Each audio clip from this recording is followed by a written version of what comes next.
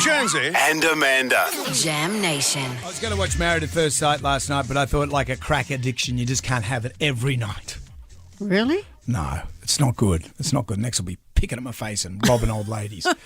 So I watched Netflix, and I'm so glad I did. I watched the Greatest Night in Pop doco. Oh, You this have is to the watch doco about We Are the World. Yeah, USA for Africa. And you might remember Do They Know It's Christmas, which was Band-Aid. That came first, didn't That was the year before. So Harry Belafonte, he said him, had an idea on the success of Do They Know It's Christmas.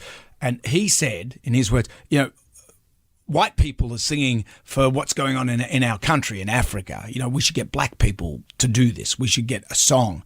So he approached a guy called Ken Cragen, who is a fundraiser, but he also was Lionel Richie's manager. So when Lionel Richie left the Commodores, this man got Lionel as a solo performer. And they came up with this idea. So they managed to get Quincy Jones on board, the producer. Brilliant. And then Michael Jackson. So Michael's going, I'll have a go. He was at this. shocked to hear that people thought he was black. Yeah, I'll have a go at this. So Quincy said, okay, what we have to do, we're going to get a wish list of all these artists that I want to sing on this song. And Lionel and Michael were tasked with writing the song. And the only time that they could record this song, they're getting all these artists, names are getting thrown out everywhere. They wanted Prince, they wanted Bruce Springsteen, they wanted Huey Lewis, all those artists that were big at the time to do this song. So bearing in mind, it's a logistical nightmare. Oh, imagine.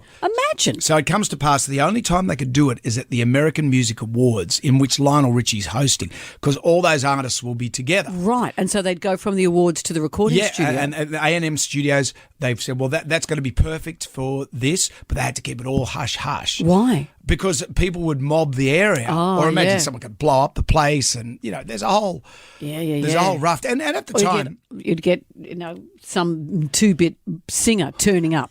Don't let him in. Don't let Agadoo in. Don't let Black Lace in. Whatever you do. Don't do it. So it was quite extraordinary. And Peter Andre, no. So Quincy Jones and Michael Jackson. So Quincy Jones is always hassling Michael Jackson and Lionel Richie to write this song. So they hadn't written it. They hadn't written the song. So they've asked Stevie Wonder. They said, Stevie, just give us a call. And Stevie never called them. So 8 days before they write We Are the World, they come up with the song. So Michael and Lionel record the song, and then Stevie shows up just as they've recorded the song with another song as a demo, and he comes along and they said, well, Stevie, we asked you 3 weeks ago. We need help with this. But what I've been aware of this song for a long, long time, and this is what this documentary goes, how fraught it was to get all these people together. For example, there's a bit where Stevie Wonder suggests that they sing in Swahili in the song. Come on. Waylon Jennings is there, and Waylon Jennings says, a good old boy don't sing no Swahili, and he just walked out. So he's not in it. So he's not. You see him in it, but he's gone. But they don't sing Swahili. No. They managed to talk Stevie out of that. They said, well, actually, there's no Swahili. We're not singing to the Swahili. How about we just keep it in? And someone made a good point. Bob Geldof came along. They got Bob Geldof to give him a pep talk, and his speech is so rousing. But the things about it is, you've got like Cyndi Lauper's boyfriend said, don't be a part of this. It's going to be dreadful. It won't work. Well, it would have looked like you were doing a copy of the British one. Yeah, exactly. And could it be as good? And in this bit here, I just love this. It's got Dionne Warwick, Willie Nelson, Al Jarreau, who was drunk out of his mind on wine, Bruce Springsteen, who's just flown back from a tour and showed up in his bomby old car and just parked it out the front, and Kenny Loggins. And they've put them all together, and they're all nervous. They're all like little kids on a school day, and they had to pick which singer was going to sing which part. Who decided that? Well, that was Quincy Jones, and he was saying, well, this is a vocal arrangement. And Willie's going, hang on, I'm following Dionne Warwick. And you can actually hear the hesitancy in Willie's voice here. Well, send them your heart so they know that someone cares, and their lives will be stronger and free. As God has shown us by turning stones. Very different styles of voice. Yeah. That's Al Jarreau. Even drunk, he sounds beautiful. And listen to the boss. So were they all intimidated by each other? Yes, they're all.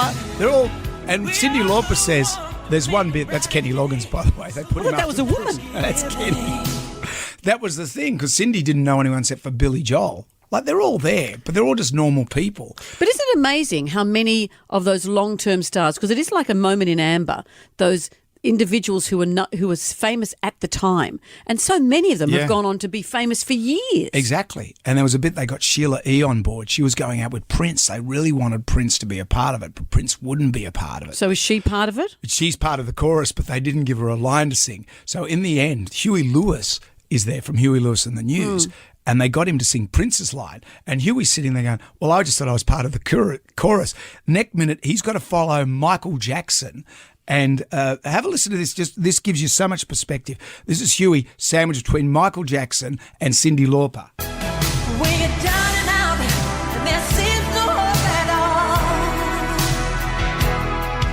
But if you just believe, there's nowhere we can find. He does a great job.